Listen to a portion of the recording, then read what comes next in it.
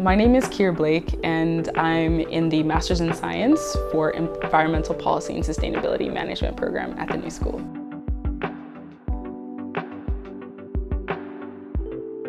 I applied for the Aronson Fellowship at the Tishman Center because I really wanted time to be able to explore this line of climate education and how it really was impacting a lot of movement building on the ground. Normally when I'm working in the nonprofit space, seeking grants that have to do with more relationship building rather than like impact, direct impact, is really hard to come by. And so the program was able to give me the opportunity to be able to explore these topics and be able to spend time at Camp McGeezy with Line 3 fighters, all the way to spending time creating public convergence events with different community members, and be able to kind of take the time to also reflect on how all of the threads of these different types of experiences tie together and how that can inform better and more critical climate education work.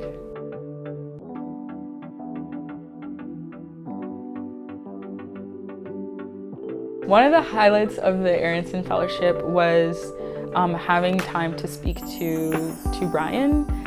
And I say that because I've always been really interested in placemaking and like spatial design, but through my studies, I've not really been able to delve into that. And so Brian was able to have me be a guest speaker for his public urban design class, and that was really, really lovely because I got to speak to a lot of students that were in architecture and urban planning and design, and talk a lot about how environmental justice intersects. And so through that, I was able to learn more like technical concepts, and through that, they were able to learn more like justice-oriented concepts.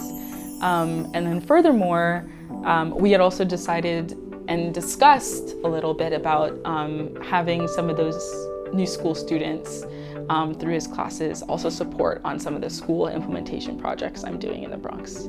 So I think the Aronson Fellowship left a lot of room for future collaboration as well.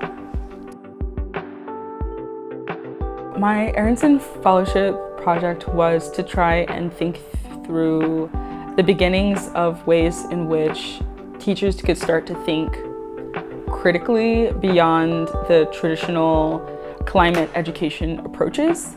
So you might think of the United Nations Sustainable Development Goals.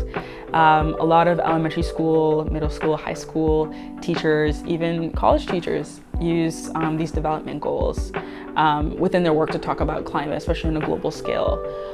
Or you might think of where Alexi and I started, right, and where my climate education journey started with like recycling and polar bears and ice caps. But I kind of think that while there is a lot of value to these approaches and there's a lot of like visibility to these approaches, I also think that there is a critical element that is missing from these approaches when they're not dug into a little deeper about why are the ice caps melting? Why are the polar bears endangered due to a changing climate? Why is it that we recycle and still we're not able to reach this green future that we were promised when I was growing up, reducing, reusing, and recycling?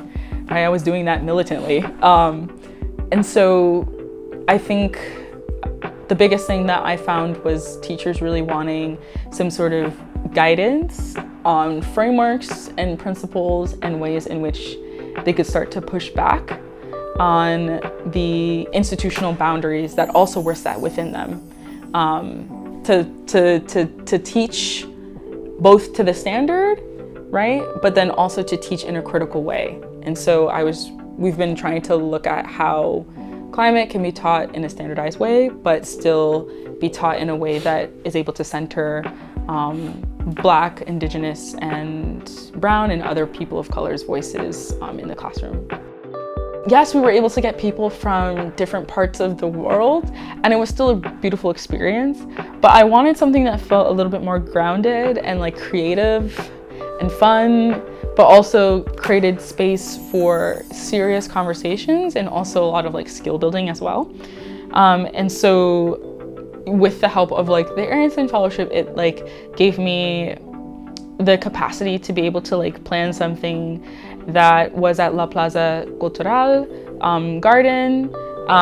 That's not too far from here. It's in the Lower East Side.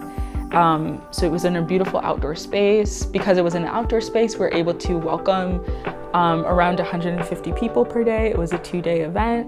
We were able to have live music. We were able to bring in members of the Ramapo Lenape tribe. We were able to bring in members from Boriken to talk about their histories. We were able to bring in members from the Lakota to share like their wisdom and their food culture. And we were able to talk a lot about other types of political theory, such as degrowth, and ways that we can move forward collectively as a more knitted together movement that's not just focused on climate. Because I think climate education, while yes, climate is in front of education, it's still intersectional, and still climate is a symptom of the system that, you know, we all understand as like capitalism, colonialism, imperialism, all those isms. Use the time to explore something that you've never really had the opportunity to before. I would say that the team is very, very open to looking at environmental, so it's an environment and design center, but looking at different approaches not only to environmental topics, but to social justice topics, and supporting work that needs creativity and reflection, but may not necessarily be always supported by funders or foundations, and to really make the most of that time to be able to do the important work that you need to base build and create foundations for work that you can build off of post the fellowship. So don't feel afraid to kind of, you know, be a little silly, have fun with it, to kind of think outside of the box with like your project and use it as just kind of time to explore.